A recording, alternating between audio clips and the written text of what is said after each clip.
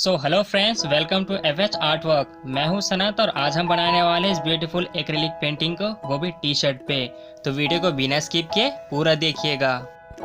So friends, मैं use कर रहा हूं कैमल का एक्रिलिक कलर जो कि वाटर रेजिस्टेंस है, और कुछ फ्लैट एंड राउंड ब्रशेस। तो दोस्तों, आपको जो सूटेबल लगे वो ब्रश आप यूज़ कर सकते हैं। तो चलिए शुरू करते हैं। सो फ्रेंड्स, शर्ट के अंदर मैंने यूज़ किया कार्डबोर्ड ताकि मुझे ड्रॉ करने में इजी हो।